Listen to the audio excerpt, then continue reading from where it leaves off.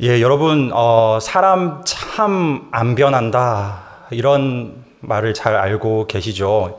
어떻게 이 말에 동의를 하시나요? 사람 참 안 변합니까? 예, 사실 저도 이 말에 좀 동의를 하는데요. 왜냐하면 저를 보면 그렇습니다. 제가 참 안 변하더라고요. 여러분 아시는 분은 아시겠지만 제가 이제 한 10여 년 전에 이곳 부민교회에서 교육 전도사로 사역을 했습니다. 근데 그때나 지금이나 제가 참 안 변합니다. 뭐가 안 변하냐면 그때나 지금이나 너무 멋있지 않아요. 감사합니다. 저는 사실 웃자고 한 소리인데 뭐라노 이러면서 이렇게 좀 진지한 표정을 짓고 계실까봐 사실 긴장을 했는데 이렇게 웃어주시니 감사합니다. 여러분, 이 설교의 문을 열면서 제가 한번 웃자고 이렇게 말씀을 드렸지만 사람 참 안 변한다 해도요, 예수 그리스도의 사랑으로 변하지 않을 영혼은 아무도 없는 줄로 굳게 믿으시기를 바랍니다. 그 누구라도 참 사랑이신 예수님, 그분 만나면 완전히 변하게 되어 있습니다. 오늘 본문이 바로 이것을 잘 보여주고 있죠. 여러분 잘 아시다시피 오늘 본문은 갈릴리 호숫가에서 예수님이 베드로를 다시 만나시는 장면입니다. 그런데 예전에 예수님이 베드로를 처음 만나셔서 제자로 부르실 때 그때하고는 사뭇 분위기가 다릅니다. 왜냐하면 베드로는 지금 죄책감 속에 빠져가지고 예수님과의 관계가 많이 망가져 있었기 때문입니다. 예수님을 만나고 처음 제자로 부름받을 당시에 그때는 어떠했습니까? 밤새도록 그물을 내리다가 한 마리도 물고기를 잡지 못하고 날이 새어 그물을 씻고 있었습니다. 그때 예수님이 나타나시죠. 그리고는 깊은 데로 가서 그물을 내려라 했을 때 그 말씀에 순종하여 정말 그물이 찢어지도록 많은 물고기를 잡게 되지 않았습니까? 그 압도적인 메시아의 권능에 베드로는 넙죽 엎드렸습니다. 제가 죄인입니다. 고백을 했죠. 그리고는 그 길로 더 이상 물고기를 낚는 어부가 아니라 사람을 낚는 어부, 예수님의 제자로 부름받게 되었습니다. 그랬던 베드로가 여러분 주님의 사랑을 잃었습니다. 정확히 말씀드리면 베드로가 잃은 게 아니라 이 베드로의 연약함이 드러난 것이죠. 주님을 향한 자신의 사랑이 얼마나 보잘것없는지, 얼마나 쉽게 무너지는지 베드로가 일련의 사건을 통해 그것을 온몸으로 경험하게 되었습니다. 그런데 오늘 본문에서는 그런 베드로를 사랑으로 회복시키시고 다시 사명자로 세워주시는 예수님의 말씀이 등장하고 있습니다. 이 일련의 과정을 들여다보면서 우리는 사랑으로 회복시키시는 주님, 그 주님을 만날 수가 있습니다. 오늘 이 시간 이 말씀으로 우리에게 주시는 메시지를 함께 묵상하기를 원합니다. 딱 한 가지 주제, 포인트만 우리가 염두에 두면 좋을 것 같습니다. 한번 띄워주시면 우리 한번 다 같이 읽어볼까요? 시작. 주님은 내가 주님을 사랑하는 것보다 나를 더욱 사랑하십니다. 아멘. 여러분, 이 사랑 깨닫게 하시면서 내가 주님 사랑하는 것보다 나를 더 크게 훨씬 더 많이 사랑하시는 그 주님의 사랑을 깨닫게 하시면서 우리를 회복시켜 주신다 하는 말씀이죠. 여러분, 이거 진짜로 우리가 깨달으면요, 이 사랑만 회복될 뿐만이 아니라 우리가 주님의 사명 받들어서 주님의 충성된 일꾼으로 나가는 길까지 보장이 됩니다. 이 사랑 하나로 모든 것이 다 풀리게 되어 있습니다. 여러분 다 함께 오늘 본문 15절 말씀 다 함께 한번 읽겠습니다. 시작. 그들이 조반 먹은 후에 예수께서 시몬 베드로에게 이르시되 요한의 아들 시몬아 내가 이 사람들보다 나를 더 사랑하느냐 하시니 이르되 주님 그러하나이다. 내가 주님을 사랑하는 줄 주님께서 아시나이다. 이르시되 내 어린 양을 먹이라 하시고. 아멘. 여러분 이 장면은 첫 번째 부름받는 그 장면이 아니죠. 예수님 십자가에 달려 돌아가셨다가 부활하셔서 부활의 몸으로 베드로 앞에 나타나셨을 때 그때 장면 말씀입니다. 여러분 그 사이에 베드로에게 무슨 일이 구체적으로 일어났습니까? 십자가에 돌아가시기 전에 베드로는 예수님을 3번이나 부인했습니다. 베드로는 마태복음 16장 16절에서 주는 그리스도시요 살아계신 하나님의 아들이시니이다 자신 있게 고백했던 사람입니다. 자신이 예수님을 제일 사랑한다고, 그래서 저는 결단코 예수님을 부인하지 않겠노라 장담했던 사람이죠. 그런데 막상 상황이 들이닥치니까 보란듯이 예수님을 부인했습니다. 부인할 뿐만 아니라 맹세하며 저주까지 했습니다. 그 일이 있은 후 예수님은 십자가에 돌아가셨고요. 베드로는 이루 말할 수 없는 죄책감, 절망감에 사로잡혀 하루하루 살아가게 되었지요. 오죽하면 이 제자로서의 사명을 다 내려놓고 예전 생업이었던 어부로 돌아가려고 마음을 먹었겠습니까? 그렇게 어부로서의 생업을 이어가려는 장면이 오늘 장면입니다. 그런데 예수님이 부활의 몸으로 베드로에게 나타나셨죠. 베드로에게 오셔서 무너진 그 베드로의 마음을 회복시켜 주시고 다시 굳건히 세워 주십니다. 베드로가 느낀 실망, 실패, 좌절감 그 모든 것 다 이기고 베드로가 완전히 다시 새롭게 일어설 수 있도록 은혜를 베풀어 주셨습니다. 여러분, 예수님이 어떤 방법으로 베드로를 회복시켜 주십니까? 아주 간단합니다. 방금 읽은 15절 말씀대로 예수님은 너무나 간단하게 베드로야, 네가 나를 사랑하느냐? 이렇게 물어보십니다. 그리고 베드로로 하여금 네 주님, 제가 주님을 사랑합니다 하는 고백을 이끌어 내시죠. 한 번으로 끝나는 게 아닙니다. 16절에 보면 또 두 번째 이르시되 요한의 아들 시몬아 네가 나를 사랑하느냐 하시니 이르되 주님 그러하나이다. 내가 주님을 사랑하는 줄 주님께서 아시나이다. 이르시되 내 양을 치라 하시고, 또 17절에도요. 세 번째 이르시되 요한의 아들 시몬아 네가 나를 사랑하느냐. 이렇게 3번 계속해서 반복적인 질문을 던지고 계신 거예요. 여러분, 제가 이 본문을 딱 여러 번 읽으면서 제 마음속에 이 큰 감동이 밀려오는 것을 경험했습니다. 어떤 포인트였냐면요. 이 본문을 딱 보면 이 표면적인 문자는 예수님이 베드로의 사랑을 계속 확인하시는 것처럼 보이잖아요. 계속 물어보시니까요. 네가 나를 사랑하느냐? 계속 뭔가 베드로의 마음을 확인하는 것처럼 보이지만 실상 이 본문을 찬찬히 묵상해 보면요. 이 질문을 하고 계신 예수님이 베드로를 도리어 더 사랑하신다. 그게 너무너무 많이 느껴지더라고요. 여러분, 예수님의 이 사랑을 어떻게 느낄 수 있습니까? 죄책감과 절망 속에 빠져있는 베드로에게 먼저 찾아와 주셨습니다. 베드로가 너무 힘들어서 주님께 넙적 엎드려 구한 것이 아니에요. 저 좀 봐달라고, 저 좀 찾아와 달라고, 관계 좀 회복시켜 달라고 간구한 것이 아닙니다. 예수님이 먼저 고난 중에 허덕이고 있는 베드로에게 찾아와 주셨죠. 베드로를 사랑하시니까요. 만약 베드로를 사랑하시지 않는다면 굳이 찾아오실 필요 없습니다. 베드로가 3번 부인하고 그 길로 관계도 다 망가졌으니 그 못난 베드로 그냥 예수님이 버리셔도 그만입니다.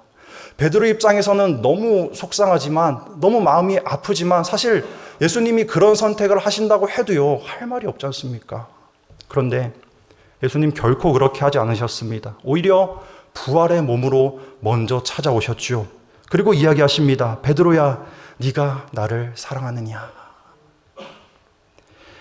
이것은 단순히 베드로의 마음을 확인하시는 것이 아니라 내가 너를 너무나 사랑한다, 이것을 확인시키시는 질문인 것이지요. 여러분, 제가 설교 예화로 가끔 저희 딸 할인이 이야기를 말씀을 드리는데 한 번 더 하겠습니다.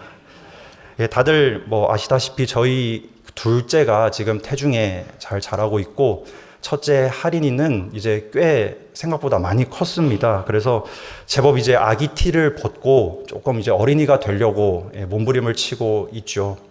이제 한 33개월 정도 됐는데 말을 곧잘 하거든요. 그래서 할인이가 말을 할 때부터 제가 거의 매일마다 하루에도 여러 번 계속 물어보는 게 있습니다. 그냥 가끔 눈에 보일 때마다 물어봐요. 뭘 물어보냐면, 할인아, 아빠 사랑해? 아빠 좋아? 이거 정말 많이 물어봅니다. 옆에 있던 아내가 샘이 나는지 그만 좀 물어보라고 할 정도로 계속 물어보거든요. 그러면 이제 할인이는 장난친다고 아빠 안 사랑해 막 이렇게 합니다. 내일 아침부터 사랑해 막 이렇게 합니다. 여러분, 제가 할인이 귀에 딱지가 않도록 아빠 사랑해 사랑해 왜 계속 물어볼까요? 예, 제가 이 아이를 더 사랑하기 때문이에요. 이 아이의 사랑 고백이 듣고 싶기 때문이죠. 그러니까 그 제가 사랑하는 마음에 계속 물어보는 겁니다. 그러니 사실 이 아이의 마음을 확인하는 게 아니라 제가 사랑하는 마음을 그 질문으로 내비치는 것이죠. 지금 예수님이 베드로를 향하신 이 질문도요, 이 관점으로 보자라는 것입니다. 그게 바로 예수님의 사랑입니다. 더 은혜가 되는 것은요, 지금 베드로에게 그 어떤 책망도 하시지 않아요. 그 어떤 잘못도 묻지 않으세요. 그저 베드로가 사랑 고백하도록 이끌어 주시고요, 회복할 여지만 열어주고 계십니다.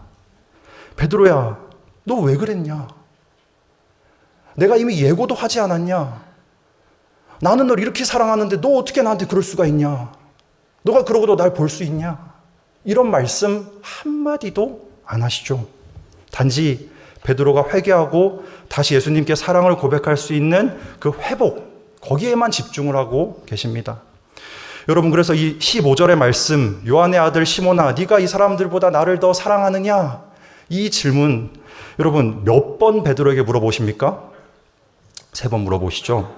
베드로는 여러분 몇 번 예수님을 부인했나요? 예, 3번 부인했습니다. 물론 예수님이 그 3번을 의도하시고 일부러 3번 물어보셨다라는 것을 장담할 수는 없습니다만, 적어도 베드로의 입장에서는요, 예수님이 자신을 향해서 3번 물어보시는 거예요. 하필 네가 나를 사랑하느냐? 네가 나를 사랑하느냐? 네가 나를 사랑하느냐? 그러면 자신이 3번 나는 예수님 모릅니다. 나는 저자를 모릅니다. 나는 저분 몰라요. 갇히지 않았습니다. 했던 자신의 그 죄책이 떠오르지 않았을까요? 그런데 그것이 지금 이 예수님의 꾸지람으로 들리지가 않는 거예요. 도리어 다시 만난 그 예수님 앞에서 자신의 연약함, 그것을 한 번 더 바라보게 되고요. 오히려 그 허물을 회개하며 다시금 제가 주님 사랑하시는 거 다 아시잖아요. 이렇게 고백할 수 있는 기회가 열리더라라는 것입니다. 그러니 베드로가 대답합니다. 주님, 제가 주님 사랑합니다. 근데 여러분 잘 생각해 보세요. 베드로가 양심이 있으면 이렇게 대답할 수가 있을까요? 본인이 얼마 전까지 부인했던 예수님이잖아요. 모른다고 막 못 박았던 예수님이잖아요. 그런데 그분 앞에서 다시 제가 주님 사랑하는 거 다 아시죠? 어떻게 이렇게 이야기를 합니까? 근데 여러분, 이 헬라어 원어를 살펴보면 이 베드로의 마음을 짐작할 수가 있습니다. 여러분, 15절에서 네가 나를 사랑하느냐 물으실 때 이 예수님의 질문에 사랑이라는 단어는요, 저 단어를 썼습니다. 아가페. 여러분 들어보셨죠? 아가페. 이게 이제 신적인 사랑을 의미하는 단어인데 이 단어로 물어보셨어요.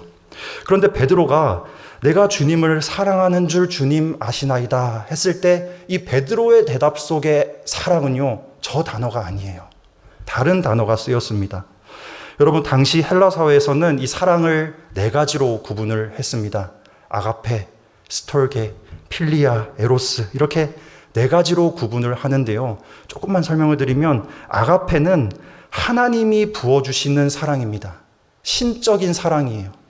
그리고 스톨게라는 것은 부모 자식 간의 사랑 또는 가족 간의 사랑입니다. 그리고 에로스는 남녀 간의 뜨거운 사랑을 말하고요. 필리아는 친구 간의 사랑, 어떤 우정, 이런 측면의 사랑입니다. 우리나라 말로는 다 사랑으로 쓸 수 있지만 이 헬라어 원어에서는 이 미묘한 차이가 있는 거예요. 이렇게 좀 구분이 되는데, 예수님이 베드로야, 네가 나를 아가페하니? 이렇게 물으셨습니다. 그럼 베드로가 당연히 네 주님, 제가 주님을 아가페합니다. 이렇게 대답하고 싶었겠죠. 근데 베드로는 지금 도저히 그렇게 대답할 수가 없는 거예요. 자신이 부인했던 모습, 자신의 연약한 죄책, 그것이 마음에 남아 있잖아요. 그러니 네 주님, 제가 주님을 필리아합니다. 이렇게 원어에서는 대답을 하고 있습니다. 아마 예수님 십자가에 달려 돌아가시기 전만 해도요, 베드로는 주님이 나를 아가페 사랑으로 사랑하셨으니 나도 주님을 아가페 사랑으로 사랑합니다. 이렇게 자신에게 고백했던 사람일 거예요. 그러니까 주님이 예고하시는데도 저는 그럴 일 없다고, 제가 주님 사랑한다고 이렇게 고백하지 않았습니까? 그런데 지나고 보니까 예수님은 이 결정적인 순간에 예수님의 목숨을 버리시면서까지 베드로를 사랑해 주셨는데, 베드로는 결정적인 순간에 자신의 목숨을 지키기에 급급했던 겁니다. 오히려 자신의 그 목숨을 지키려고 예수님의 목숨을 버린 꼴이 되어버렸어요. 베드로는 깨달았습니다. 예수님을 향한 나의 사랑이 참으로 연약하구나, 부족하구나, 못났구나, 허물이 주님과 나 사이를 가로막고 있구나. 그래서 주님이 네가 나를 아가페 하느냐 물으셨을 때 자신 있게 대답을 못하고 네 주님, 제가 주님을 필리아합니다, 이렇게 대답을 한다는 것이죠.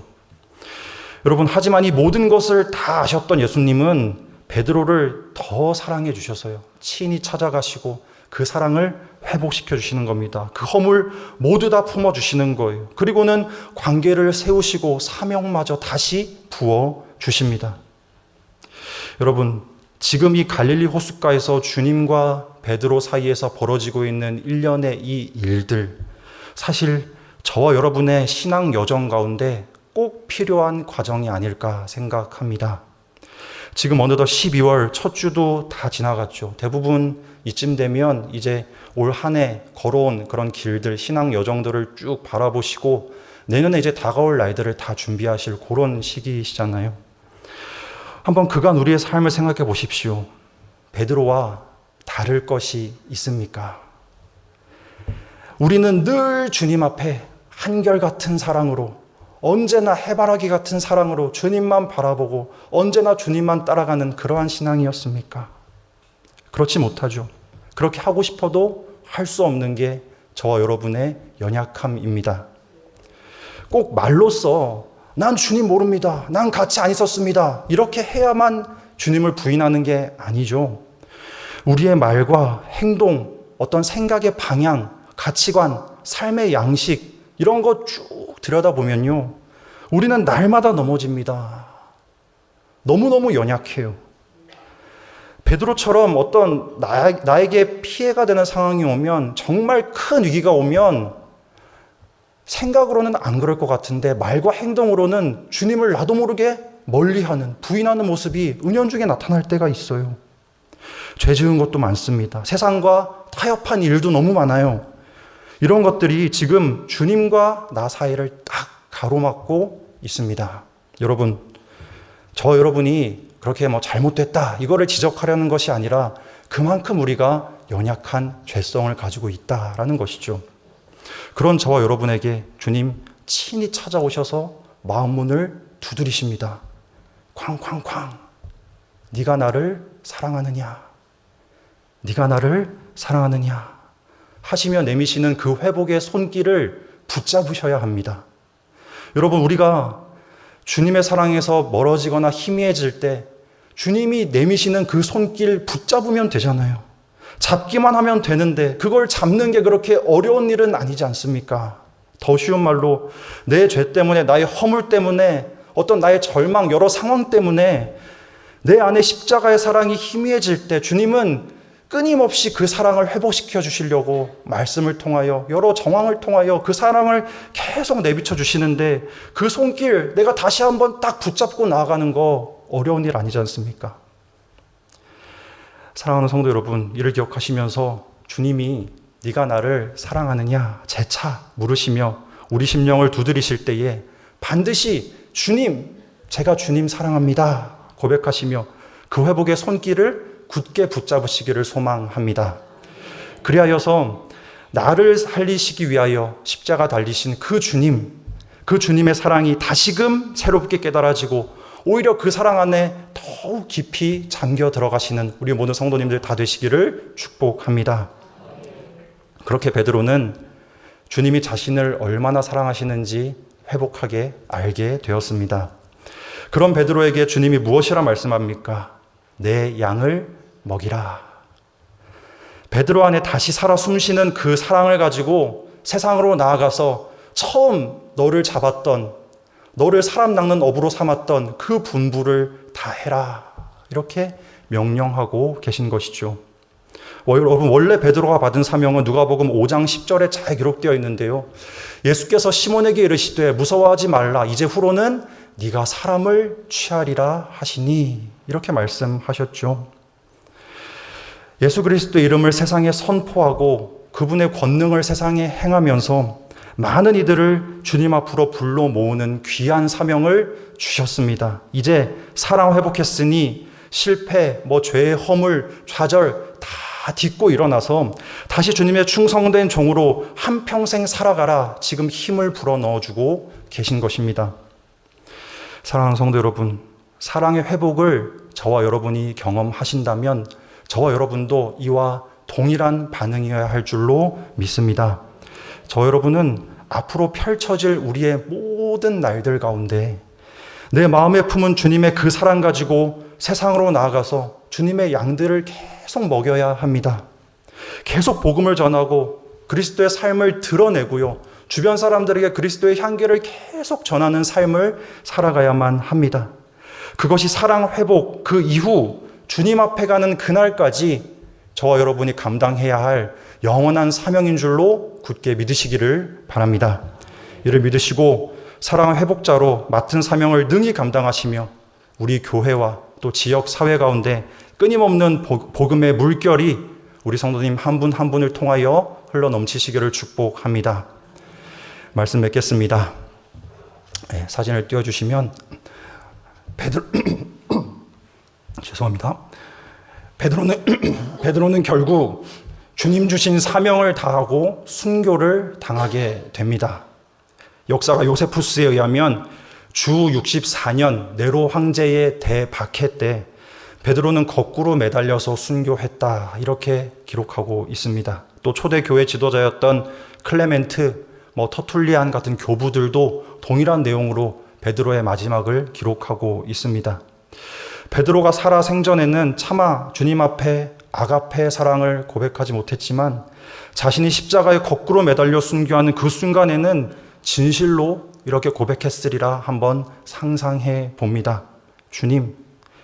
주님이 목숨 다해 저를 아가페 사랑으로 사랑해 주셨듯이 저도 주님을 아가페 사랑으로 사랑합니다.